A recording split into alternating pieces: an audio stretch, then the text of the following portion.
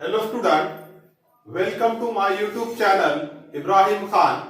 आज हम देखेंगे सुपरपोजिशन ऑफ वेव्स। तो सुपरपोजिशन ऑफ वेव्स में what is the principle of superposition of waves. Superposition of waves का आपका प्रिंसिपल क्या है? तो what is the principle of superposition of waves?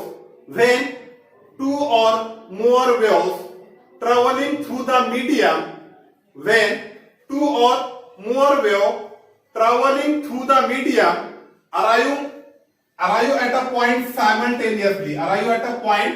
simultaneously, then each wave produce its own displacement independently at that point, and the resultant displacement at that point is the vector sum of the displacement due to all the waves. क्या होता है कि जब भी medium में से दो या दो से ज्यादा वेव ट्रेवल होते हैं और वो कोई भी एक पॉइंट पर आकर जो है मिलते हैं, अराइव होते हैं, तो उस टाइम पर ये जो पॉइंट पर हर वेव अपना डिस्प्लेसमेंट प्रोड्यूस करती है इंडिपेंडेंटली। और यहां पर जो डिस्प्लेसमेंट है, ये पॉइंट पर अगर आपको डिस्प्लेसमेंट निकालना है तो रिजल्टेंट डिस्प्लेसमेंट क्या होगा? ये तमाम जो वेव्स का डिस्प्लेसमेंट है उसका वेक्टर समेशन होगा। Again see, when two or more waves travelling through the medium arrive at a point simultaneously, then each wave produces its own displacement independently. The resultant displacement at that point is the vector sum of the displacement due to all the waves। ये होगा आपका principal.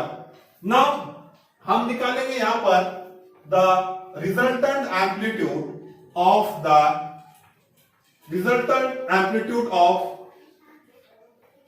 the superposition of waves, or the resultant amplitude of the wave due to superposition। resultant amplitude of waves due to superposition। दो हम consider करते हैं यहां पे कि दो वेव सुपर इंपोज होते हैं, दो वेव एक दूसरे से ज्वाइन होते हैं, सुपर इंपोज होते हैं। तो उस टाइम पर आपका रिजल्टेंट एम्पलीट्यूड क्या होगा? आपको रिजल्टेंट एम्पलीट्यूड निकालना है वेव का due to superposition of waves। Now consider two waves traveling through the medium। दो वेव है जो मीडियम से ट्रेवल कर रहे हैं, having amplitude A1 and A2।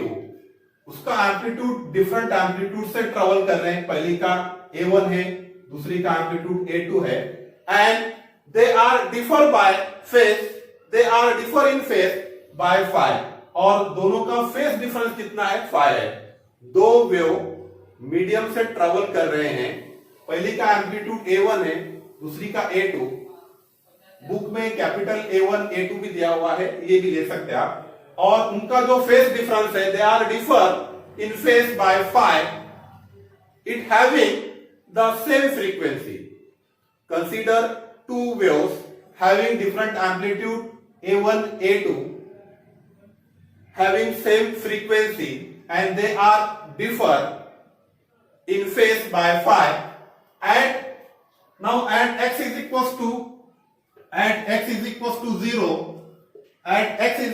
0, the displacement of the wave is given as, at x is equals to 0 the displacement of the wave is given as, पहली का लेंगे हम y1 is equals to a1 sin of omega t।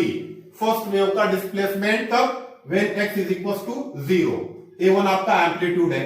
Now second wave का y2 is equal to A2, second का amplitude A2 sine omega t plus 5, क्योंकि they are differ in phase by 5। दोनों का phase difference कितना है? 5।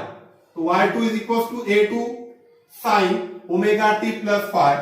Now by superposition principle,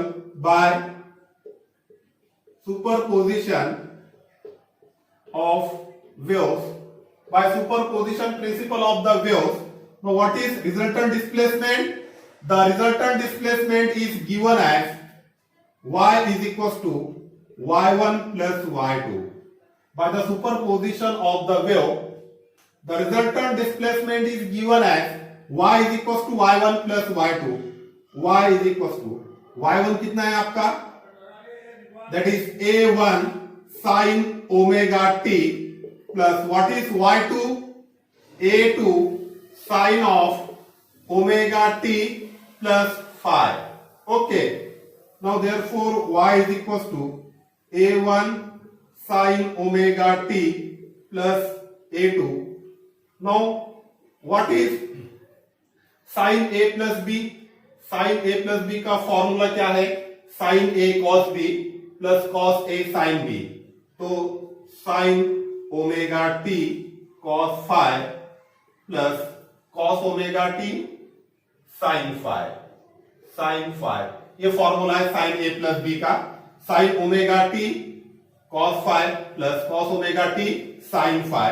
Now y is equals to a1 sin omega t plus a2 से multiply करो a2 sin omega t cos phi plus a2 cos omega t sin phi. Now y is equals to ये दो term a1 sin omega t और ये term यहां से sin omega t common निकालो. sin omega t common लिए हमने यहां, तो यहां क्या बचा है? a1 प्लस यहां पे क्या बचा? sin ओमेगा t कॉमन आ गया, ये आपका कॉमन आ गया sin ओमेगा t. तो क्या बचा है? a2 cos phi plus a2 cos phi plus आपका a2 cos, पहले sin phi लिखो, a2 sin phi into cos omega t. a2 sin phi into cos omega t. Now put, हम यहां पर कुछ कंसीडरेशन करेंगे. Now put आपका ये टर्म जो है, put a2 cos of phi is equals to a cos theta, equation number 1. इसके जगह आपको a2 cos phi के जगह हमको क्या पुट करना है? a cos theta. सिमिलरली आपका a2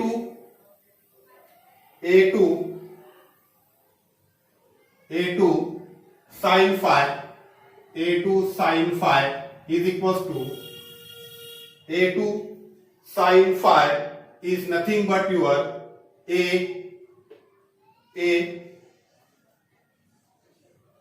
Now this put this term, that is a1 plus a2 cos phi, ये पूरा टर्म पुट करो. Put a1 plus a2 cos phi is equals to a cos theta put करो equation number 1, और a2 sin phi is equals to a sin theta put करो equation number 2. Now our equation becomes y is equals to sin omega t. Sin omega t, what is this? a1 plus a2 cos phi, it is nothing but your a cos theta plus this a2 sin phi. आपका a2 sin phi कितना है? a sin theta into ये cos omega t हमने put किए. Now this y is equals to a common low, a common लिए sin omega t cos theta plus sin theta cos omega t. ये काय का expansion है? इसका formula आएगा a. Now what is this? ये काय का फॉर्मूला है? हमको पता है sin of omega t plus theta. sin omega t plus theta क्या होता है? sin omega t cos theta, sin omega t cos theta plus cos omega t sine theta. तो ये काय का एक्सपांशन है, this is nothing but your sine of omega t plus theta. Now this resultant motion is SHM, or this resultant motion, this is the equation of the superposition of two waves, and the resultant A is the resultant amplitude, A is the resultant amplitude, and theta is your resultant phase, theta is आपका phase। यहाँ पर resultant जो motion है, resultant motion का resultant amplitude आपका A होगा और phase होगा आपका theta। हमको निकालना है A, हमको निकालना है A निकालना है, हमको रिजल्टेंट एम्पलीट्यूड निकालना है। तो this is also a SHM, ये आपका SHM है with amplitude A and angle that is phase is theta. Now to derive for the amplitude आपको रिजल्टेंट एम्पलीट्यूड निकालना है। आपको रिजल्टेंट एम्पलीट्यूड क्या है, आपका A है, कैपिटल A है। Now squaring and adding equation 1 and equation 2। आप इक्वेशन 1 और 2 का स्क्वेयरिंग भी करो और एडिंग करो। तो नाउ 1 क्या है आपका A1 plus A2 cos 5 cos square plus इसमें ये ऐड करो that is A2 square sine square 5 which is equal to, अब उनके लेफ्ट साइड हमने स्क्वायर किए ऐड किए, राइट साइड को स्क्वायर करो ऐड करो, तो A square cos square theta plus A square sine square theta.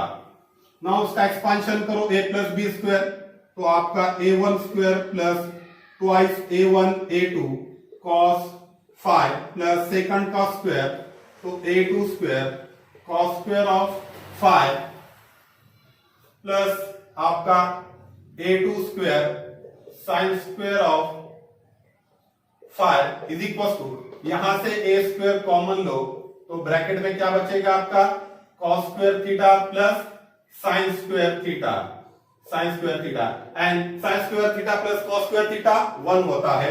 अब देखो यहां पर now this A1 square plus twice A1 A2 cos 5 प्लस यहां से A2 स्क्वायर कॉमन लो, A2 स्क्वायर कॉमन लिए क्या बचा यहां पर cos square 5 plus sine square 5 is equal to A square into 1 that is A square, क्योंकि sign square theta plus cos square theta 1 होता है। Similarly sign square 5 plus cos square 5 भी 1 होगा, तो क्या बचा है आपका A1 square plus twice A1 A2 cos of 5 plus A2 square into 1 that is A2 square is equals to A square। तो हमको A निकालना है तो ये चले जाएगा स्क्वायर रूट में, तो A capital A is equals to A1 square plus twice A1 A2 cos of 5 plus A2 square। This is the resultant amplitude of the two waves which are superimposed, This is about the superposition principle of the waves. Okay, thank you.